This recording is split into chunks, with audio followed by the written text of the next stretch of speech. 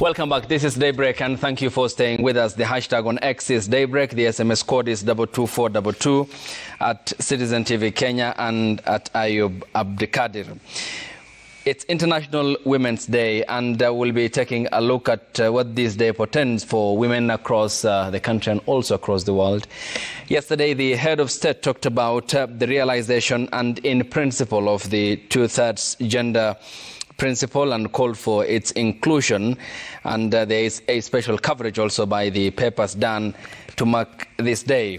The Standard has Ruto's gift to women. Yesterday, the head of state told a caucus of 7 governors from the counties they do represent that the ruling party, in a move he hopes will change the dynamics of representation, failed opposite genders running mates in future presidential and gubernatorial polls, but fell short of declaring the exact start period. And that is the interesting note with which I want us to start this discussion here on the broadcast 2024. The day is themed Inspire Inclusion, targeting women's empowerment and inclusion. Statistics on the progress made is what we'll be looking at. Diana Rotich is the founder of the Kenya Pastoralist Community Association. Diana, good morning and thank you for your time. Angeline Akai is disability rights advocate. Good morning, Angeline. Good morning. Your time is appreciated as well. Chalimo Njoroge is the Forum Civ and representative here. Good morning to you. Good morning. Ivy Mushoki is the Global Youth Parliament East Africa representative. Good morning. Good morning. Thanks for your time. Jackie Madaga is the Director of Resource Mobilization at Daystar. Your time is appreciated. Thank you. Shortly we'll be joined by Leila Duale, who is an advocate here on the broadcast, and we have a sign language interpretation for this broadcast, who is Belinda Adhiambo. I welcome you all and happy International Women's Day. Thank you. Thank you. I first begin with you, Angeline, and of course, it's broad perspective of when we talk about inclusion. It can be social, it can be economical, it can be political. But how important, to start off, is this day for you and women across Kenya and across the world? Thank you very much. Today is a very important day, not just for women, but for the nation as a whole.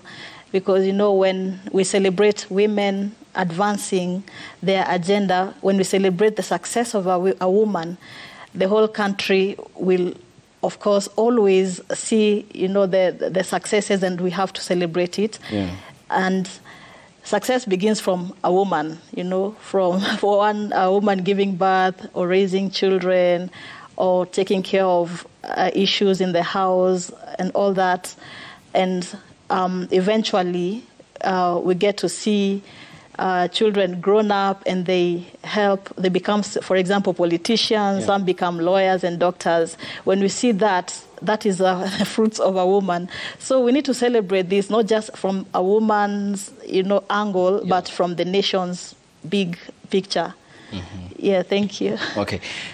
Jackie, coming to you, of course, when we talk about the need for the incorporation of women into the day-to-day affairs of any society, then it not only means that this is a push by women alone or the folks of that gender, but how can this debate be tilted towards the he for she, that the father helps his daughter, he helps his wife, he helps his sister, he helps his friend who is a girl, and to the extent that we become a society that is so diverse and takes care of each other's interests, in the sense that we attain what women have all along desired in this country? So, first of all, I'd like to say I am a product of a father yeah, who, of course, values women's education, because if my father had not, from the very beginning, determined that his daughter would go to school, supported my mom's efforts in making sure that I stayed in school and protected me while I was schooling, then I wouldn't be who I am. So women cannot advance if men are not allies. But even as we talked about men, I'm just like reflecting what Angeline was just saying right now. She's a woman with disability. Yeah. I'm a mother of a child who has a disability. And I can't even begin to talk about the allyship of men, because not all women are on the table. Not all women are equal. Yeah. So we have mothers of children with disabilities who are not even on the table of equality as yet. because their needs and their issues have been forgotten and left behind. When you see any woman being able to make it at any table, that means that she must have had certain supports and she must have had the freedom and the economics to be able to get to that table. But parents of children with disability, mothers in particular, are not there. And this is the point where I would even say that we need more allyship from the fathers, because mothers, to a large extent, doing it alone when it comes to parenting of children with disabilities. The men are not there, and we need the men to up their game so that the outcome of children with disabilities is better. Yes. Okay, coming to you, Ivy, if you look at the thematic areas, looking at it from 1909, more than 100 years ago, a specific day in this month had a specific theme. Up until 2024, it's about investing in women, accelerating progress for International Women's Day. And how does this then investment cascade down to the aspect of political inclusion, societal inclusion, that's now killing off the deeply held beliefs, and economic inclusion for women to have a feeling of the value of the shilling in their pocket and have that financial autonomy in running their affairs? First of all, thank you, for that question. Now, I like that you've brought about the aspect of history, because this is an important day and we all need to know why exactly we celebrate it annually every year. So back in 1909, a group of women in the United States of America came together and realized that we need to propel the aspect of women in leadership. And this came about where women across the world were actually like, yes, actually we have very few MPs, very few political leaders, very few women who have shaping ability conversation. The ability to shape the conversation on narrative and the policies aspect came together in the United States of America and said, you know what, we should actually have an International Women's Day every year. And it was declared by the United Nations. Now, going back now into the aspect of politics and how women having an economic value, especially within the country, it's very important, because when you go back into the homestead of a woman, when a woman is empowered, when a woman is given the ability to actually progress her home, you see the home growing from a house to a home.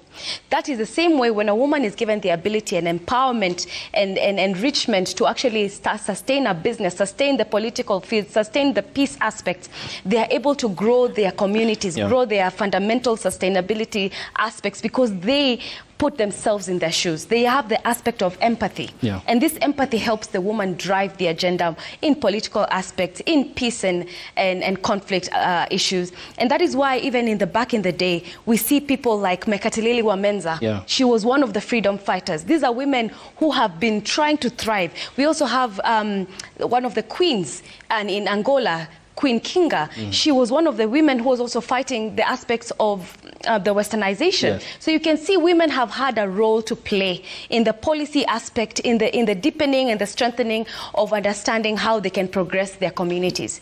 With that being said, thank you so much. And Chelimo, talk to me then about, as earlier I did pose, the importance of this day and where we are as a country so far.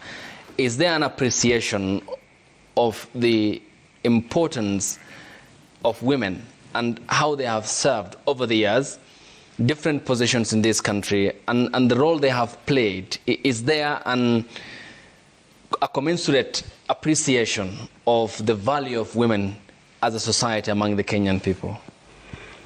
Thank you very much. First, let me begin by wishing all women out there happy International Women's Day. We celebrate all of you.